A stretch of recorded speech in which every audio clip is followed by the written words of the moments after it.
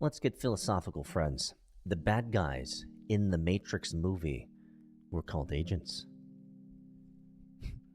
1999's calling. Don't pick up the phone. First up, number one.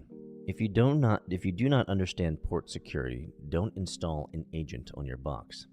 After 2 weekends of OpenClaw and creating my own AI progeny, I turned to the philosophical this weekend. Let's dive in. The evolutionary alarm and Masahiro Mori's discovery. Have you ever been in a new situation and feel a tingle in your fingers or a lump in the back of your throat? You are experiencing the fear of the uncanny valley. This evolutionary warning system protected us for 300,000 years, helping us distinguish friend from foe. Unfortunately, the insane rise of artificial intelligence threatens to erase this defense mechanism completely, potentially placing our species in grave danger. To understand this threat, look back to 1970. Japanese roboticist Masahiro Mori discovered a strange phenomenon. People liked robots that were obviously machines, like those with metal arms and mechanical faces. However, when robots became more humanoid, reactions shifted. The closer robots looked to humans, the more unsettling they became. This was baffling, as humans love projecting humanity onto non-human objects, seeing faces in clouds or cars. I have always wondered why this is. Legs and faces are suboptimal to effectiveness. Why do we self-constrain our AI machines to look like us? Mori studied many different objects, from those bearing no resemblance to humans at all the way up to an actual human being. His findings produced one of the most haunting graphs in robotics, which he coined the uncanny valley. On the y-axis is Shinwakan, familiarity or likability. On the x-axis is human likeness. Once likeness passes the midpoint, the curve suddenly plunges, and that is the valley. Charm, like that of the machine C-3PO, gives way to palpable unease. A robot that was once considered cute now is kind of creepy. And so what are the roots of our unease? Why do we experience these eerie feelings towards things that appear human but aren't human enough? Many theories attempt to explain the uncanny valley. Here too.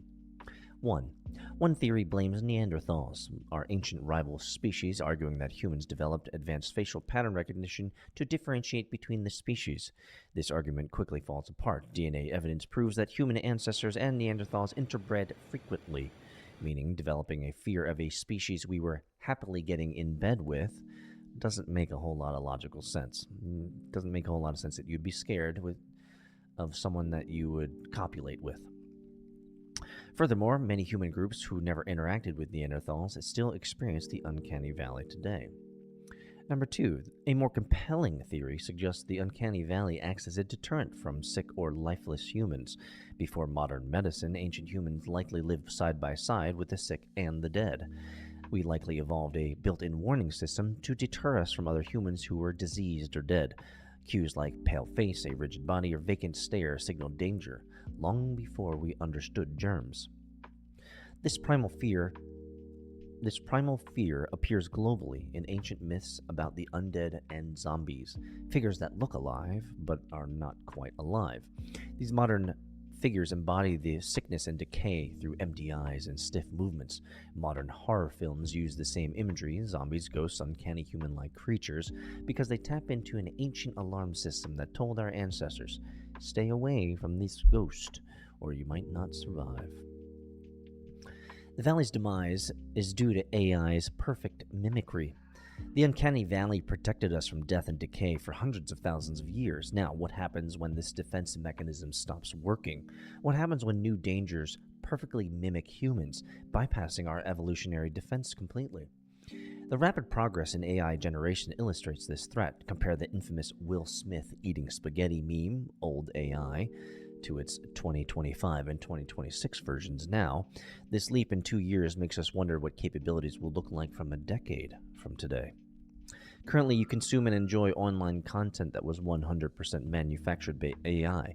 Faces, voices, and scripts. On the surface, these creations look human. They smile, they stutter, they blink, they blush. Our brains, once finely tuned to detect human changes, are now being tested by machines that mimic us almost perfectly. And one of my favorite clips is boomers on Facebook watching clips of AI and reacting to them thinking they're real. Like, the boomers are cooked because the boomers, right, the 60s, 70s, 80s, they think everything that the person on the TV says is true. So, like, AI slop, the boomers are getting pwned the most. So, the firewall's been breached. The website is down. If we lose the instinct, right, if our brains cannot distinguish between what is human and what is manufactured, the door to danger opens, right? These boomers are getting pwned. And I've experienced this multiple times through my science experiments in AI. Misinformation can spread unchecked, trust collapses, and anyone could be framed or silenced. When every voice, face, and story can be fabricated with perfect precision, reality itself becomes negotiable and maybe unknowable. The uncanny valley transforms from the evolutionary quirk into a philosophical abyss. It forces us to confront age-old questions. What makes us human? And what does it mean to trust?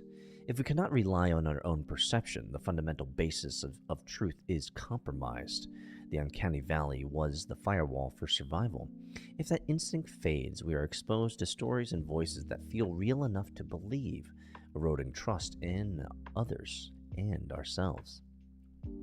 Technology is successfully smoothing out that valley that represents the destruction of one of our own strongest evolutionary filters.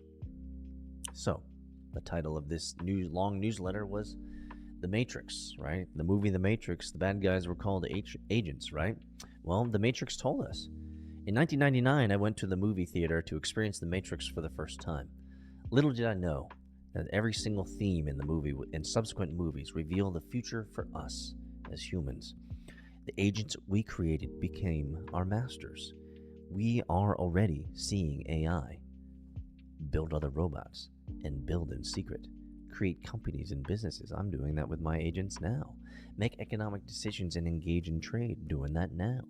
Self-organize and run autonomously forever, doing it now.